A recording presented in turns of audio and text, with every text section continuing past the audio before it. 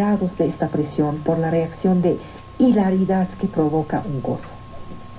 Bergson, en su obra La risa, inscribe lo cómico en el marco de la vida social y cultural. Hay un cómico de las formas, los gestos, las actitudes, las situaciones, las palabras, los caracteres.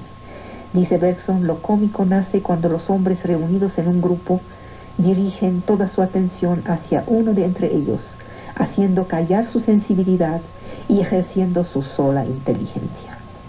Las actitudes, gestos y movimientos del cuerpo humano son risibles en la medida en que el cuerpo es una simple mecánica. Bergson le confiere una naturaleza asocial que llama a la corrección por medio de una sanción. La risa sería una sanción, un gesto social, simbólicamente agresivo contra algo que no checa con el consenso social.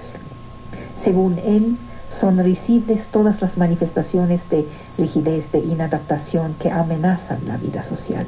La risa es una sanción social simbólica, represora, que participa del sistema de control social. La rigidez es lo cómico y la risa es su castigo. Este discurso sobre la risa es fundador. Bergson fue el primero en haberlo hecho. Y toda la historia de la antropología nos muestra hasta qué punto tiene razón. Contrariamente a lo que pensaba Voltaire, la risa no solo es revolucionaria, es más, es mínimamente revolucionaria.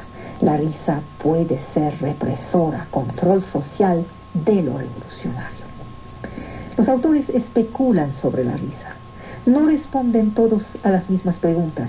¿Qué es la risa? ¿Cómo reímos? ¿Quién ríe? ¿Por qué reímos?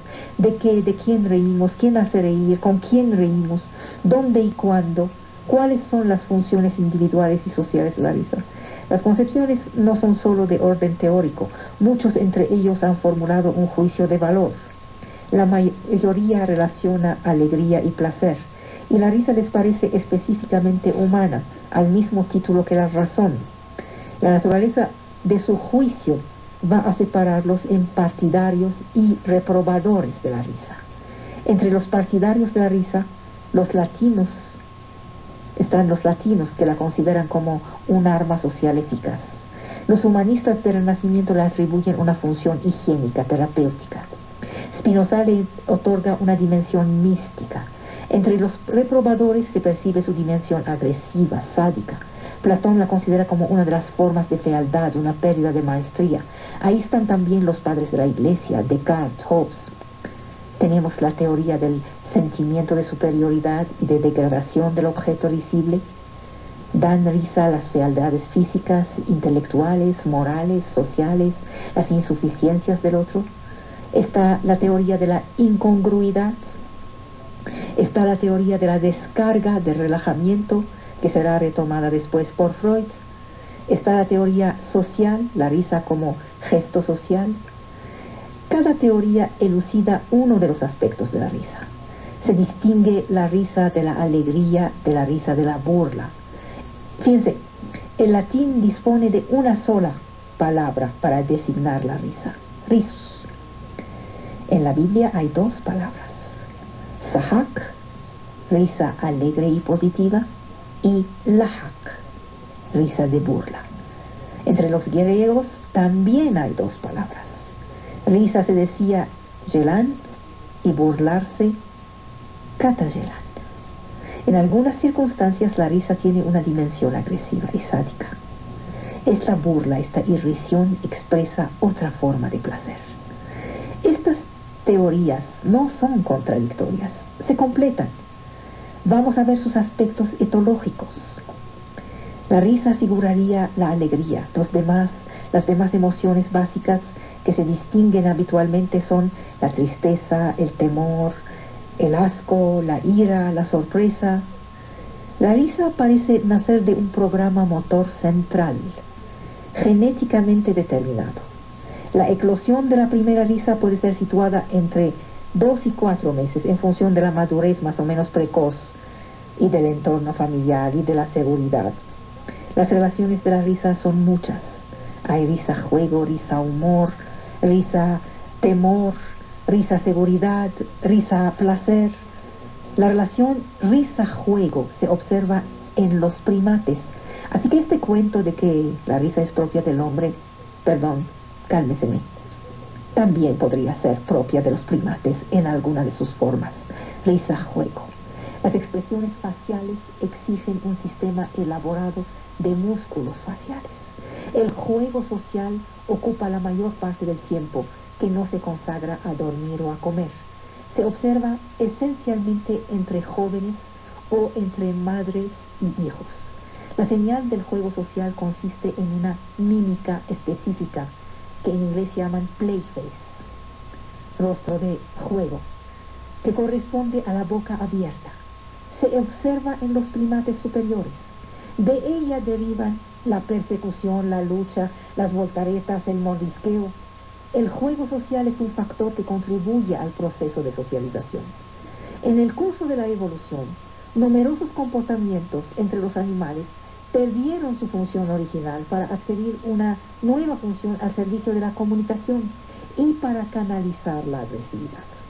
La risa humana se parece a la mímica facial de los grandes primates, que es precursora tanto de la risa humana como de la sonrisa, que aparecen como dos formas expresivas de intensidad diferente. Son respuestas a motivaciones de calidad diferente. En la risa, la boca abierta ritualiza el movimiento de mordisqueo, señala, acompaña la interacción del juego. Los primeros intercambios lúdicos, madre-niño, van a aparecer a una época parecida en el hombre y en el simio. 11-12 semanas para el chimpancé, 12-16 semanas para el humano. Esta mímica facial seguirá siendo la señal del juego entre los chimpancés adultos. Hay homología. Lección de modestia.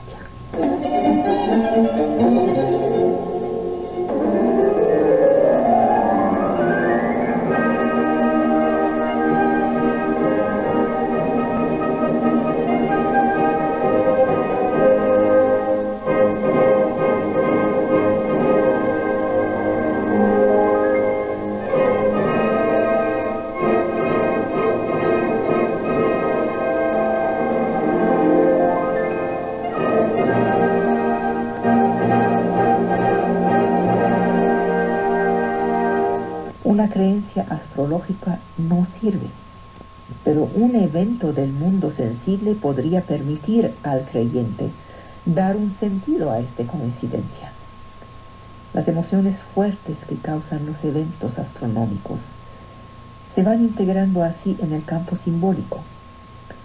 Saben, a la ciencia no hay que pedirle más que lo que puede dar y dejar luego libertad al campo de los símbolos. En este campo la ciencia solo puede callar.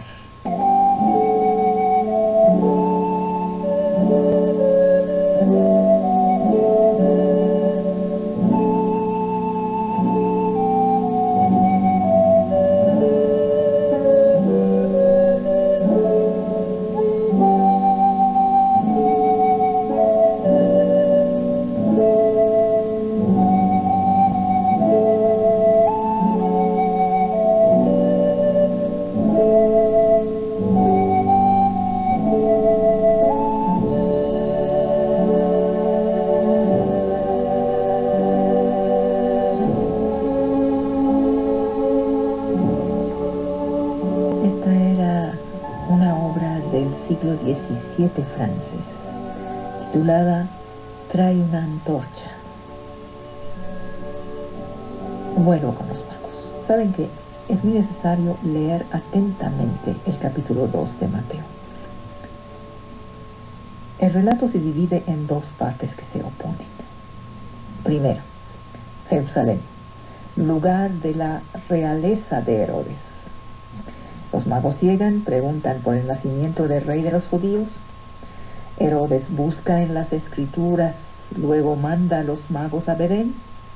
Y dos, Belén, Jesús rey. Los magos lo encuentran, le rinden homenaje vuelven a su casa.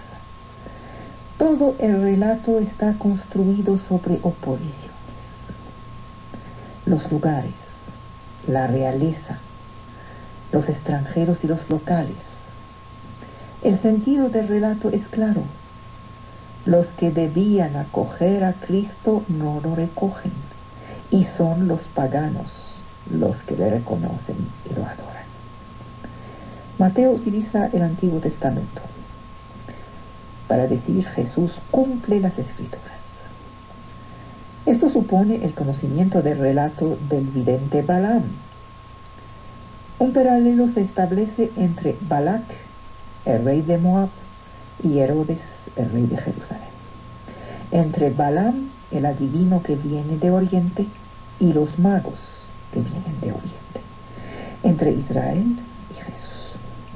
Balac quiere maldecir a Israel por medio de Balaam, pero este fue advertido por el ángel del Señor y bendice a Israel y pronuncia el oráculo. Conocen, de Jacobo sube una estrella, etcétera, etcétera. Es el anuncio de David, vencedor del pueblo de Moab. Este oráculo tomó una coloración mesiánica. El Antiguo Testamento y las viejas tradiciones judías muestran que la estrella solo puede designar la llegada del Mesías. Prohíben su identificación con un fenómeno cósmico como el que acabo de hacer hace unos minutos. La estrella no es fenómeno cósmico, dicen las Escrituras. Está ahí fuera de la cosmología. Está ahí para anunciar la llegada del Mesías. Juan Crisóstomo escribe además: sabemos por las Escrituras que esta estrella no es del número de los astros. Tienen que garantizarse para el futuro. El cometa Halley se manifiesta en los años 11-12 hace, pero no es esto. Las fechas no checan. Además, ya sabemos que los cometas son considerados como maléficos. Los magos, designados en las tradiciones populares ulteriores, más tarde, designados como reyes, no eran ningunos reyes. Se transformaron en reyes a lo largo de los siglos. El libro de Daniel evoca estos personajes de la corte de Nabucodonosor. Los historiadores griegos los presentan en la corte de los persas y de los medas. Y Heródoto habla de ellos como unos intérpretes de sueños, intérpretes de fenómenos cósmicos. La vieja tradición de los magos de las cortes. Los tres presentes constituyen la punta, la cumbre del relato. El oro, ya les dije, honra al rey. El incienso honra al Dios.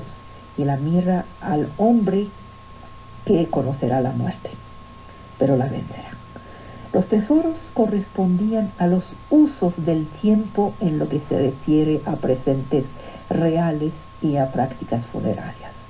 Ahora a nadie se le ocurriría ir a un duelo trayendo mirra. No tiene sentido. El incienso lo mismo, a menos de ser un Hare Krishna o algo así. El objetivo verdadero del episodio es mostrar cómo esos extranjeros, a diferencia de los judíos, reconocen de inmediato la identidad de Cristo, marcando así a la vez que la ruptura de la nueva religión con el judaísmo, su vocación de universalidad. Pero nosotros sabemos por los dos programas anteriores que la ruptura no se hizo de inmediato, se hizo mucho más tarde. Y eso concuerda con el atraso en la escritura de los evangelios. Sabemos que no fueron escritos por la primera generación que siguió a la muerte de Jesús, sino en la generación siguiente. No es ninguna rareza, eso pasará exactamente de la misma manera para el Corán. La mirra, en el contexto de la encarnación, anuncia la muerte redentora. A esta ofrenda responden las demás ofrendas funerarias de la Magdalena y de las tres mujeres que llevan mirra a la tumba.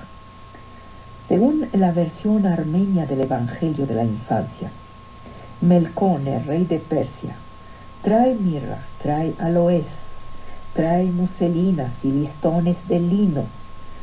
Gaspar, quien viene de la India, ofrece nardo, mirra, canela, cinnamoma, incienso y otros perfumes. Baltasar transporta de Arabia oro, plata, piedras preciosas, zafiros, perlas finas. Los que saben de la geografía de Arabia saben que eso no existe allí. El inventario muestra riqueza. Tenían que mostrar riqueza, no respetar ni historia, ni geografía, ni realidad económica. Todos estos presentes se inscriben en el registro de los aromates, las gemas y los metales preciosos. Son a la vez tesoros emblemáticos de Oriente y sustancias metafísicas. Manifiestan un modo de existencia casi inmaterial de la materia misma, una trascendencia de la materia. Se trata de sustancias intermediarias entre el cielo y la tierra, que unen lo divino a lo humano y reflejan la doble naturaleza de Cristo. ¿Pero para quién? Para la gente de aquella época, no para después. Después perderá su sentido. Los tesoros tienen un valor intermediario. Están mencionados por el Génesis, cuando viene la descripción de las regiones vecinas del Edén, estableciendo analogías entre el primer jardín y la Jerusalén celeste. Los muros de la Jerusalén celeste son de piedras preciosas. A lo largo del medievo, el paraíso terrestre se vuelve la tierra de las gemas, de los perfumes, como si no hay manera de tener un paraíso fuera de esas riquezas emblemáticas.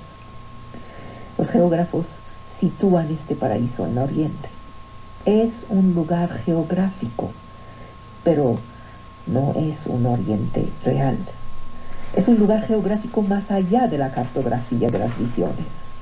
Oriente finalmente es cualquier cosa. La montaña que corona se eleva hasta la órbita de la luna, de la frontera cosmológica que es la luna. Es evidente que es una época que no sabía muy bien cuál es la frontera cosmológica. Entonces utiliza sus conocimientos para construir sus símbolos. Los magos toman sus presentes ¿de dónde? De la caverna de los tesoros. ¿Qué es eso? Pero si sabemos qué es eso, ahí se supone que la caverna de los tesoros es donde Adán habría encerrado lo que se llevó de su paraíso original. Porque Adán no fue así una mano adelante y una mano atrás. Se llevó algunas cosillas. ¿Qué podía llevarse? Oro, gemas, cosas, aromates, las riquezas del tiempo en que se escribe el Evangelio. Como si un Adán podía reconocer el valor material, monetario del oro y de las gemas. Perfumes y gemas viajan en el tiempo y marcan la coherencia de una historia santa, donde la llegada del Salvador responde a la falta de nuestros primeros padres.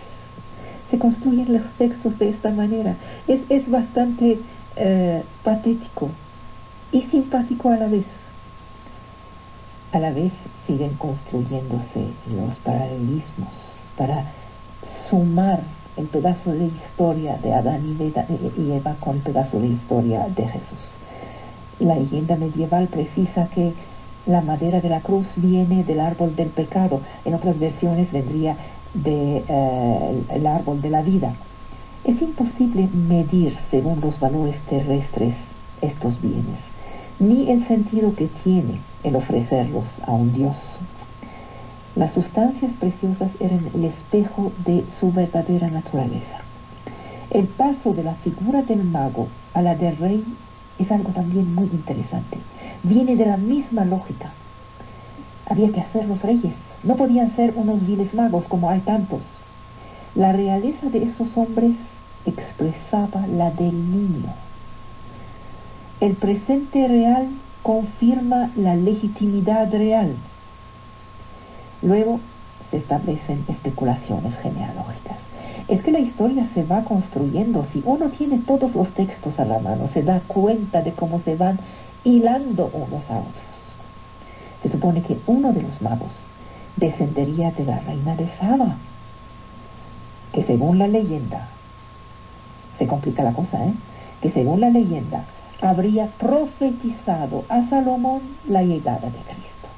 Cha, cha, cha. Otro de los magos sería el fundador de la dinastía mítica del cura Juan, el monje Juan. Este es el fundamento de la metafísica de la ofrenda y de los fastos litúrgicos. Cuando se preguntaron en el momento de la Reforma, ¿por qué tanto fasto? La Iglesia les contestó, este es el fundamento del fasto. Tenían un argumento tomado desde el paraíso original. Adán se lleva las piedras preciosas de los aromates, los oculta en una cueva, vienen los magos, los sacan de la cueva, los ofrecen a Jesús, y ahí están en las iglesias medievales. Esto se llama transferencia de riqueza. Dios era el único destinatario de estas joyas, que luego fueron selladas en el oro de los objetos santos, los crucifijos, las reliquias santas. El único uso legítimo que los hombres podían darles a esas riquezas es ofrecerles a Dios, y es por eso que la Iglesia podía exigir las riquezas a los hombres. El oro tiene así una verdadera conversión, y su empleo humano suntuario desaparece ante su buen uso por la Iglesia. El último significado del ofrecimiento de los magos es este. Se trata de un gesto sacrificial. Estamos en la tradición judía, en la tradición del sacrificio. A los magos anónimos del relato de Mateo, los siglos dieron un nombre y una corona y una historia. Todo eso se fue construyendo con el tiempo. No tenían ningún nombre. Tardaron siglos en tener uno. Gaspar, Melchor, Baltasar se hicieron familiares de los nacimientos. Allí estábamos en el siglo XVI inglés, Coventry Tales. Miren, Ireneo reconoce a través de la llegada de los magos el cumplimiento de las promesas del Antiguo Testamento. Oro, incienso y mirra para ilustrar el misterio de la encarnación. Es rey, es Dios, es hombre mortal, y los magos representan a aquellos que no esperaban al Mesías, es decir, las naciones paganas. El triunfo de Pablo, que construyó la iglesia sobre los cristianos, que eran paganos, no sobre los cristianos, que eran judíos, que se habían quedado con Jacobo en Jerusalén. En su tratado contra las herejías, Ireneo condensa a Mateo.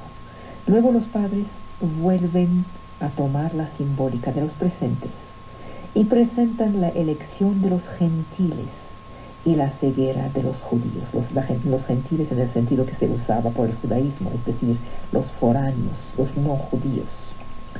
Mateo no precisaba el número de los magos, no dijo eran 3.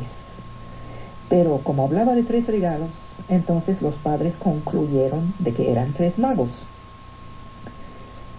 Justín, Orígeno, Agustín lo sospechan de dedicarse a la magia y piensan que habrían sido invitados a Jerusalén para ser convencidos de sus errores. Tertuliano aplica a los magos el recuerdo de los reyes de Tarsis y de las islas de Saba y de Seba. El nombre griego de incienso, ¿saben lo que es? Es Lebanos. Eso recuerda a algo, un país que se llama Líbano, y simboliza la conversión de las naciones. Los extranjeros se volverán el pueblo escogido, e Israel se quedará en las tinieblas. En el Avesta, el tratado atribuido a Zoroastro, ¿se acuerdan? Es un sabio del siglo VI, hace que fue creador de la religión de la Persia antigua, que fue fundada sobre el culto del fuego y del sol. El culto de Mitra, dios del sol y del cielo, iba creciendo en el imperio helénico y romano. Sus sacerdotes eran magos dedicados a los cálculos astronómicos. Tenían un inmenso prestigio en esta religión que conciliaba tanto el esoterismo como la ciencia. Era algo también bastante interesante para los pueblos de la zona. Los magos eran descendientes del clero. Los persas frecuentaron a la población judía y los exegetas judíos asimilaron al zoroastrismo. El libro de Set, redactado en siriaco en el siglo III de nuestra era, en la región de Edesa. El libro de las cavernas de los tesoros, escrito en siriaco en el siglo VI en Mesopotamia. El Opus Imperfectum in Mateum, atribuido a Juan Crisóstomo, pero que en realidad es obra de un escritor ario del siglo V de Iliria. El libro de Adán y Eva, la estrella de los magos, diversos evangelios apócrifos, todas esas obras cuentan cómo Adán, echado del paraíso, se refugió en la caverna de los tesoros de la vida y del silencio. Así se llama. Ahí habría ocultado en presencia de su hijo Set, el tercero, los dones que se había llevado del paraíso, y estos fueron oro, incienso y mirra.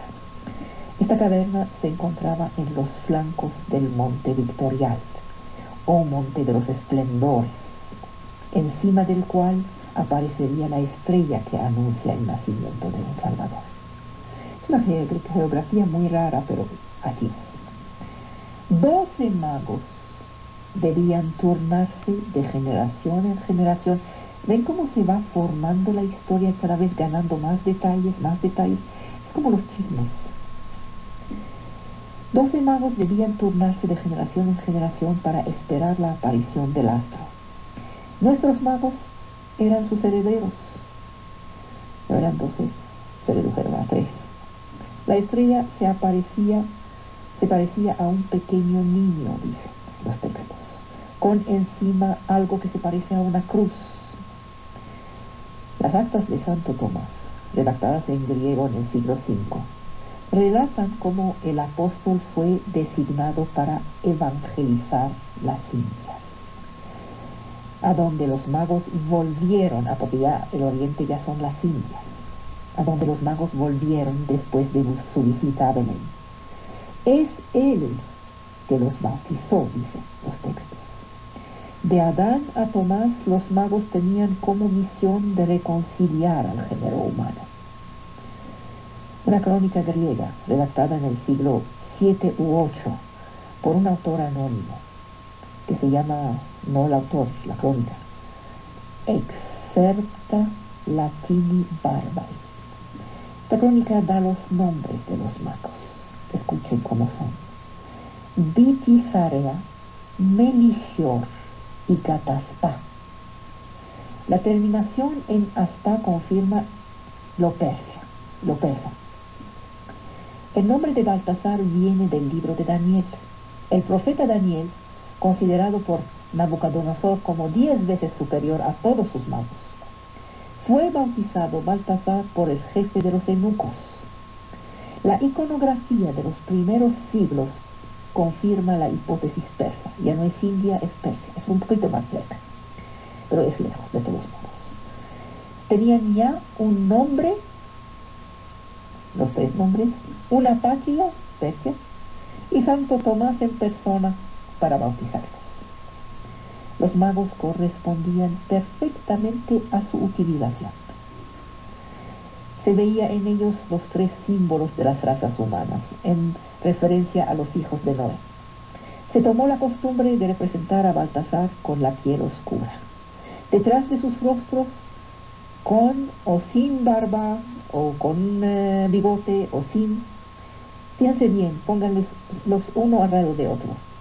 Ahí están las 3 edades de la vida. Joven más viejo más viejo.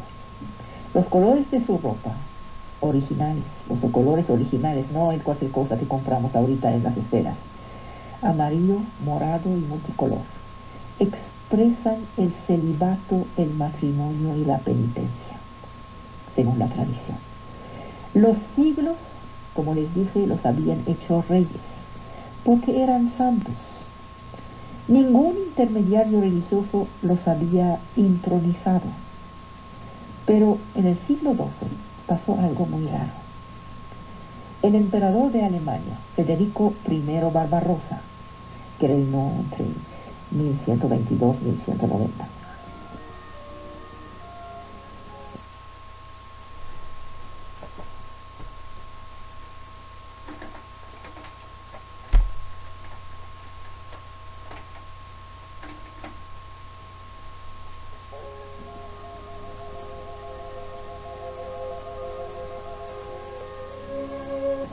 Federico estaba querellándose, peleándose con el Papa.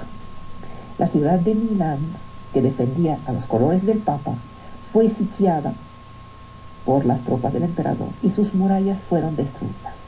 Entonces, surprise, se descubrió en las ruinas de un monasterio cercano a los cuerpos intactos, encerrados en un círculo de oro, vuelve el oro, de los tres hombres a los cuales se dio la identidad de los tres magos. En 1164, el arzobispo de Colonia decidió una operación mediática, anunciando la llegada de las reliquias de los tres magos a su catedral. Ahora, pregunta de los, ¿cuántos? 60 millones. ¿Cómo justificar la presencia en Milán de los Reyes Magos? ¿Cómo llegaron?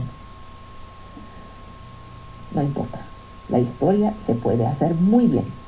Se supone que Helena, la madre de Constantino, les habría enterrado en Constantinopla. Ya les descubrió en Tierra Santa, los llevó, los enterró. Algunos siglos más tarde, un obispo de Milán recibió esas reliquias del emperador bizantino Manuel. El único problema es que Helena jamás mencionó los cuerpos de los Reyes Magos. No importa, es que se olvidó. Unos peregrinos etíopes en Jerusalén habrían hablado de la existencia de un lejano reino cristiano. Van a ver cómo se va enriqueciendo la historia. Otro consejero de Federico Barbarossa habría escuchado decir a un obispo sirio, ahí entramos los sirios, habría escuchado decir que un sacerdote misterioso llamado el monje Juan sería un descendiente de los Reyes Magos. Chachá. Este monje Juan se va a volver la figura emblemática principal del poder del cual sueña el emperador de Alemania. A partir de una pelea entre Federico Barbarossa y el Papa, se arma todo ese circo. Juan reinaría sobre un país muy rico, otra vez las riquezas de Oriente. Habría vencido a los sarracenos, es decir, a los musulmanes. Podría entonces volverse el aliado de los francos en la cruzada. Es que era tiempo de cruzadas, siglo XII. El monje Juan habría mandado a los tres grandes de la época, que son el Papa Alejandro III, a Federico Barbarossa y a Manuel I de Bizancio, una carta anunciando su intención de reconquistar a Jerusalén. Esta carta, por supuesto, es un falso, cuyo propósito era reconciliar el Papa y el emperador, para llevarlos a la cruzada juntos en contra de los musulmanes en el Medio Oriente. Se buscó desesperadamente y en vano, por supuesto, a este reino del monje Juan. A lo largo del medievo no se hablaba más que de eso. Aún Cristóbal Colón se puso a buscar el reino del monje Juan. Es lo que cuenta un genovés que participó en el segundo viaje de Cristóbal Colón. Según Michele de Cuneo, Ven los chismes como se transportan a lo largo de... Los chismes son más fuertes que cualquier texto escrito. Según Michele de Cuneo, que participó en el segundo viaje, Colón declaró a sus compañeros que los llevaría a China. Colón creyó que llegaba a las Indias. Las 3 Indias se llamaban Nubia, Godolia y el reino de Tarso. Gaspar, Melchor y Baltasar respondían al ideal medieval de un soberano que conciliaba sus responsabilidades de gobierno con la evangelización del mundo. Y ya está abierto el camino para la evangelización de América. Es el modelo de un rey que se esperaba y que haría olvidar las querellas entre el papado y los reyes que buscaban aumentar su poder a costa del papado. Un carmelita alemán que presentó el parentesco entre los magos y el monje Juan. Los reyes que reinaban en la India, en Caldea y en Persia, ya no es el mismo lugar, ¿verdad? Y es una zona, pero si la vemos en la geografía es inmensa, no hay manera de que se encuentren, y menos en esta época. Pues sí se encontraron. Se fueron todos felices al ver lo que estaba prometido. Y estaban muy felices porque esto que estaba prometido ocurría bajo sus reinos. Les dije que la primera India era Nubia, el reino de Melchor, cerca de Sudán y del Mar Rojo. Y se supone que el Mar Rojo era antaño un río del paraíso terrestre. Por ahí pasaban todas las bellas mercancías que venían de Oriente. Baltasar reinaba sobre la segunda India, Godoria, el antiguo reino de Saba. Y Gaspar era el rey de Tarso y de la isla de Egrisolo, que formaban la tercera India. Se pusieron en camino sin saber lo que encontrarían. Tomaron con ellos un gran número de caballos y de camellos. Si la historia hubiera pasado en América, no habría ni caballos ni camellos. Supongo que habría llamas o ajolotes, qué sé yo. Llegados a Jerusalén, la estrella los dirigió hacia Jesús, que tenía ya 13 días. Los reyes besaron la tierra, luego besaron las manos de Jesús, ofrecieron sus regalos para confesar que Jesús era Dios creador. Llevaban con ellos los ornamentos de Alejandro el Macedonia. Chachá, esa no la habían escuchado, pero ya sí se agregó en los textos. No solo oro, incienso y mirra, también los tesoros de Alejandro el Magno. Y también los dones de la reina de Saba a Salomón, de Pilón. Melchor ofreció 30 denarios de oro y una manzana de oro. ¿Saben dónde los van a encontrar estos 30 denarios? Pero por supuesto que ya saben, son aquellos que recibirá Judas. No volvieron de inmediato, esperaron hasta la llegada de Santo Tomás. Al pie de la montaña donde había aparecido la estrella, construyeron una gran ciudad llamada Seoba. No traten de encontrarla en la realidad, no hay. Tomás los encontró ahí vivientes, pero ya muy viejos. Estaban esperándolo. ¿Para qué? Para que los bautizara. Los bautizó y de inmediato se volvieron arzobispos. Tuvieron el tiempo de volverse arzobispos, de volver a sus tierras, de evangelizar a sus reinos y de morir. Pero antes de morir, para su sucesión, eligieron a un hombre noble. Este sería el monje Juan. La gruta es el primer sitio conocido. El apologista Justín, en un texto redactado hacia el año 150, menciona la gruta como el lugar del nacimiento de Jesús. Justín es de origen palestino. Recogió la tradición local durante un viaje que hizo a Jerusalén hacia los años 130. El protoevangelio de Jacobo retoma este dato. En el siglo III, saltamos ya siglo y medio, se agregó una reliquia, la del pesebre, que Orígeno había declarado que se encontró al mismo tiempo que la gruta. En el siglo IV, este pesebre de barro fue encerrado en un relicario de oro y de plata, mientras que la gruta, desde la época de Constantín, estaba montada, encabezada por un edificio octogonal que se abría sobre una basílica de 5 naves. El edificio fue construido en la época de Justiniano sobre un plano un poco diferente. Es la actual Basílica de la Natividad. En el siglo VI se veneraba también un pozo que habría servido a las necesidades de la Santa Familia.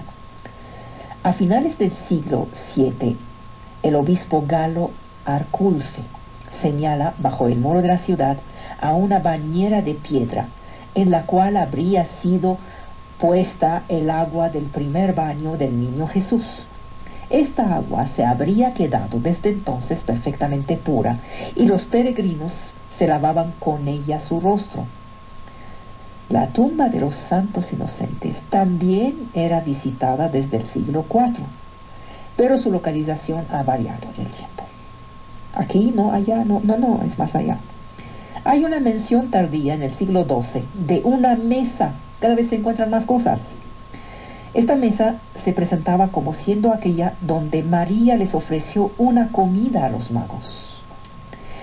Los campos en los cuales los pastores guardaban sus rebaños y donde recibieron el anuncio del nacimiento de Cristo, cerca de la torre de Ader, se veneran desde el siglo IV, salvo que aquí hay un lío para los que viajaron por la zona o que saben algo de climas. A finales de diciembre, andar en los campos como pastor es condenarse a muerte, porque la temperatura baja a -12, cuando menos. Es decir, no hay manera de que anden pastores con sus rebaños. La gruta que se encontraba ahí se transformó en santuario que fue varias veces ensanchado. Y hay la gruta de los magos. La única atestación que tenemos de esta es la de un escritor del siglo VI, Teodoro de Petra, autor de Una vida de Teodosios, monje del desierto de Judea. La leyenda cuenta, dice Teodoro de Petra, que los magos, cuando volvieron a Oriente por otro camino, cuál no sabemos, pero otro camino, para obedecer al ángel, cito, pernoctaron en esta taberna, ya no es gruta, es taberna, durmieron la noche y luego en la mañana retomaron el camino hacia su patria. Esta localización no está atestada por las escrituras, no tuvo mucho éxito. Bueno, hay cosas que tienen éxito y las otras no, pero ahí Teodosios construyó su monasterio. ¿Saben quién es el verdadero actor de la historia? Los chismosos son los verdaderos actores de la historia. Los chismosos, y en aquella época, pues los magos. Los magos que adivinan, los brujos, los profetas, los expertos. ¿Saben? Los expertos han existido en todas las sociedades desde los orígenes. Sus nombres, sus técnicas varían. Adivinos, futurólogos, profetas, prospectivistas, auguros, astrólogos, oráculos, economistas.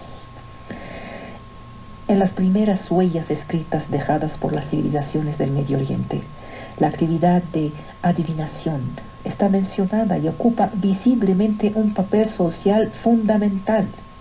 En Mesopotamia, en el mundo caldeo, en el mundo asiro-babilonio, las tabletas de barro nos hablan desde el tercer milenio de una cantidad inmensa de prácticas adivinatorias, mágicas. Los especialistas de la interpretación de los signos tienen nombre, se llaman Barú, Shailu, Ashipú, por el intermediario de hechos naturales. Estrella, algo así, signos que permitan a los hombres de adivinar, construyen su ciencia. En el hombre arcaico, estrechamente sometido a la naturaleza, estos signos descansan sobre la fe en la existencia de correspondencias. Hay una correspondencia entre el funcionamiento del macrocosmo, el universo, y el de la vida real, el microcosmo. La práctica está ligada a una concepción determinista del universo. Todo debe tener un sentido. Se daba a estos signos un valor de presagio. Esta convicción implica una concepción fatalista del destino. Nuestra suerte estaba determinada de manera inexorable. La historia y el futuro eran indisociables. Esta visión del tiempo es predominante en la civilización sumero-acadia y en todas las del Medio Oriente antiguo. Es así solamente que podemos explicar lo que pasaba en la zona. Es así solamente que podemos explicar un asunto tan fuera de cualquier lógica como el asunto de los Reyes Magos. Porque aún buscando más al fondo de la historia, comparando, tratando de encontrar con mucha buena voluntad correspondencias entre la realidad y el mito, el asunto de los Reyes Magos está construido sobre la credibilidad, la ignorancia de aquellas épocas. Los métodos son indisociables del contexto cultural, que incluye creencias religiosas, concepción metafísica del universo, del destino del hombre. El gran problema es que esto se queda casi de la misma manera en nuestros días. De esta historia hay que guardar que los juguetes, hombre, la alegría, las fiestas, esto es lo que hay que guardar. Y que quede la inteligencia viva para recibir este año 1999. Buenas noches.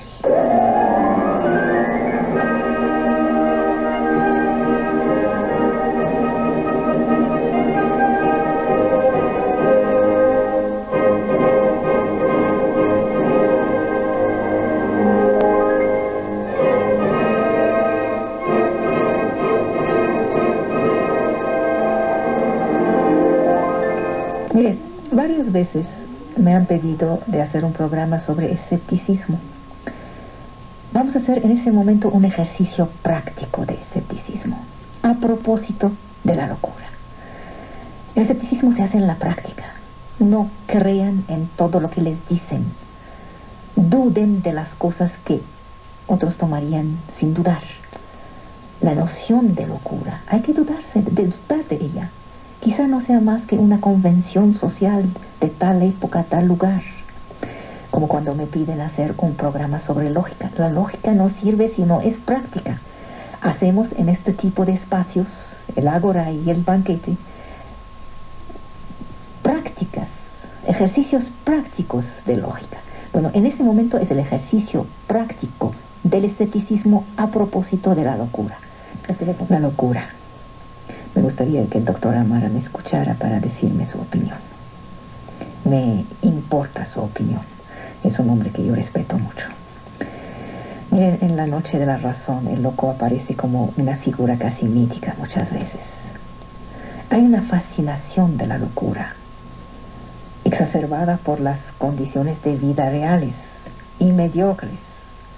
Está de moda en algunos medios de imitar por medio de drogas los delirios. Estos juegos son irrisorios, son caricaturas de las enfermedades mentales, pero tienen su importancia porque atestiguan del milagro permanente que constituye en la mayoría de los hombres su equilibrio mental relativo.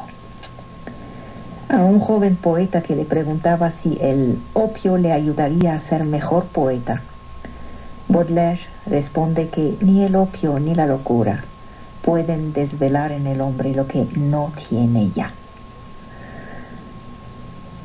El loco es la otredad radical. La otredad radical que supone la locura tiende a excluir el loco de la humanidad común. Algo se está diciendo a través de la locura que nos negamos a escuchar para preservar un equilibrio precario, un orden familiar o social. En nuestra cultura los seres tienen más o menos dificultades para introducir la verdad en lo que dicen. Y cuando se ponen a decir la verdad de nuestra sociedad o de nosotros mismos, parece locura. El loco nos recuerda que algo anda mal en la racionalidad dominante. El loco contesta nuestras costumbres y nuestras seguridades. Dice Freud, en todos los tiempos, los que tenían algo que decir y no podían decirlo, se ponían el sombrero del loco. La locura es un ritual de rebeldía, pero es un ritual que fracasa. El psicótico jamás es un verdadero revolucionario. Ahora, somos todos los terapeutas de nuestros semejantes. No se olviden esto. El hombre es siempre un medicamento para el otro hombre. Un aspecto importante de la locura es la pérdida de unidad personal, el despedazamiento de la personalidad, este estado de inseguridad ontológica, de pérdida de la libertad, que suscita en los demás unas reacciones de pánico. La locura no es fundamentalmente diferente de las experiencias que casi todos hemos hecho en nuestra vida. La experiencia de la desesperanza, la experiencia de la angustia, de la confusión, del temor, las pesadillas, la exaltación, la embriaguez, los mensajes contradictorios, la parálisis, la soledad, la imposibilidad de comunicar. Todo eso solo suscita en el otro, en el mejor de los casos, una tolerancia despreocupada, y en el peor de los casos, las humillaciones, el desprecio, el rechazo. La locura es para cada uno de nosotros un peligro permanente. Si nos aterra tanto en el otro, es que reactiva algo en nosotros. Por ello preferimos excluir que ser excluidos. Toda colectividad necesita de sus locos. ¿Por qué? Para inscribir en ellos su negatividad. Ellos son los locos, no nosotros.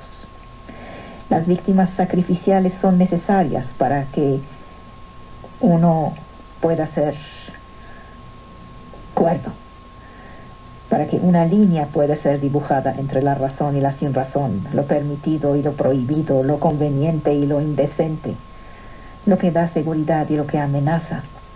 Hay una verdad de la locura, y la verdad de la locura es trágica. La ambigüedad caracteriza la actitud de todas las sociedades y todas las culturas hacia los locos. Se les echa o se les exhibe como la imagen que amenaza a cada quien. Se les encierra, se les quita todos sus derechos, o, por lo contrario, se les da la palabra, como en el caso de los bufones de los reyes, o de los artistas en nuestras sociedades actuales, que finalmente los tratamos como si fueran locos. Este es artista, por lo tanto tiene derechos que los demás no tienen. La locura es un hecho de sociedad. Él o la histérica del siglo XIX, que tenían visiones, habrían sido en otros tiempos y lugares unos místicos visionarios. Existen fenómenos de moda social en la enfermedad mental. La gran crisis histérica prácticamente ya no se ve hoy. Y la frigidez, que era una virtud, hoy es un desorden. La enfermedad mental se opone siempre a la norma social. La cultura lo ha previsto todo. La sociedad define las normas de pensamiento y de comportamiento. Asigna sus límites a la locura. El psiquiatra que se cree independiente no se da cuenta que es la sociedad la que impone el diagnóstico. Las concepciones primitivas de la locura hacen de ella una de las categorías de lo sagrado. Hay que leer. No busquen las referencias, se las voy a dar luego. Hay un gran clásico, varios tabiques, varios volúmenes, que son la historia de la locura de Foucault. Búsquenlos, están traducidos al español, están traducidos a todas las lenguas. Empezaron por ser escritos en francés, luego los tradujeron. Es la suma más grande que ha sido hecha sobre el tema. Las concepciones primitivas de la locura las muestran como si fuera algo sagrado. En el Nuevo Testamento la locura estaba considerada como una posesión por los malos espíritus que hay que echar del cuerpo. A la vez que triunfa el cristianismo, triunfa un esquema maniqueo de los actos insólitos que son el fruto del pecado y de la lucha de Satán contra Dios. Hay que esperar el Renacimiento y la Reforma para que una concepción científica se sustituye progresivamente a esta concepción teológica. Desde entonces, los locos ya no fueron considerados como poseídos, sino como personas peligrosas al mismo título que los criminales, y serán excluidos de la sociedad e internados con las demás categorías asociales, a menudo en los mismos locales que los criminales. En la edad teológica, ser humano significaba adorar a Dios. En la edad de la razón, ser realmente humano significa adorar la ciencia, la tecnología, el progreso. Ser malo significa ser desgraciado, es decir, enfermo. La ideología de la psiquiatría moderna es una adaptación de la ideología cristiana tradicional. Y la instancia terrestre del hombre se vuelve un río de anomalías patológicas. En la edad de la fe, en la edad teológica, los hombres suscitaban brujas, creaban brujas para meter en ellas la anormalidad. En la edad de la razón, los hombres suscitan locos. Se trata por parte de la ideología de fabricar su propio contradictor, sea este bruja, sea este loco, de darse los medios para vencerlos. ¿Cómo? A través de la Inquisición o a través de la psiquiatría. Y gracias a esta victoria, es decir, gracias a la hoguera o el asilo, se trata de reforzar su poder. La norma social expulsa lo que es incomprensible, porque lo incomprensible se vuelve peligroso.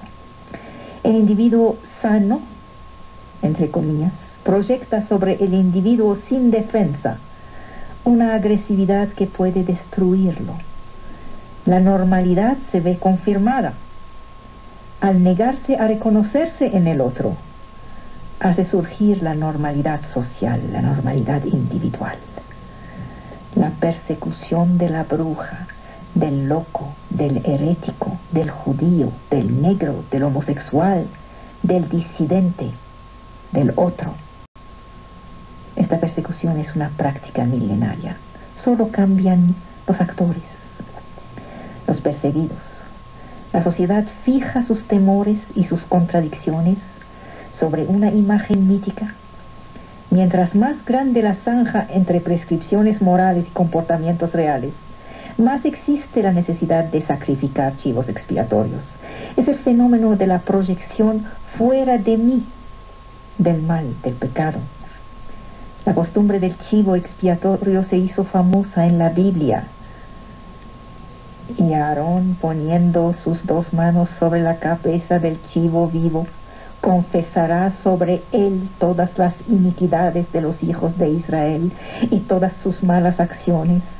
Las pondrá en la cabeza del chivo, lo enviará al desierto. El chivo llevará sobre él todas sus iniquidades en una tierra despoblada, y el hombre dejará ir al chivo. Estoy citando la Biblia. En la Grecia antigua el sacrificio era humano. Se escogía, luego se destruía ritualmente al chivo expiatorio. ¿Saben cómo se llama chivo expiatorio en griego? Se llama fármacos. Es muy interesante buscar el origen de las palabras. Era una intervención terapéutica para la sociedad. Después de que la práctica de los sacrificios humanos en Grecia fuera abandonada hacia el siglo VI AC, la palabra fármacos acabó por significar medicamento, droga o veneno. Tiene literalmente el sentido de chivo expiatorio. Este sigue siendo la víctima indispensable de nuestras sociedades no caníbales, pero sin embargo tan caníbales moralmente. La tendencia a sacrificar a alguien a fin de salvar el grupo de la desintegración es parte de la naturaleza profunda del hombre. Cuando éste se negará a sacrificar chivos expiatorios y se mostrará capaz de reconocer y cargar con sus responsabilidades, entonces habrá cumplido un paso capital en la vía del desarrollo moral, un paso comparable a su rechazo del canibalismo. Mientras los hombres han podido denunciar a otros como brujos, de manera a que el brujo sea considerado como el otro, la Inquisición siguió siendo una institución floreciente y un canibalismo simbólico. Mientras unos hombres pueden denunciar a otros, de manera que el loco sea siempre el otro, la enfermedad mental seguirá siendo un concepto coercitivo, caníbal. Hasta el siglo XVII, más o menos, la locura se vive en libertad. Circula, es parte de la naturaleza. Saben, en muchas sociedades tradicionales orientales sigue siendo así. No se encierra al loco. Además, la palabra es muy ancha. Ahí cabe todo, el atrasado mental, el mongólico, lo que sea. Yo sé de eso, ¿saben? Yo ya he dicho al aire que tengo un hermano que es atrasado mental. No sé qué es, nadie sabe, porque hace 47 años en Siria pues no se tenía tantos conocimientos como para saber definir si esto era esto o tal o cual cosa. Y jamás se ocurría a la gente que podía no estar viviendo con su familia. Es parte de la naturaleza, se da. Es más,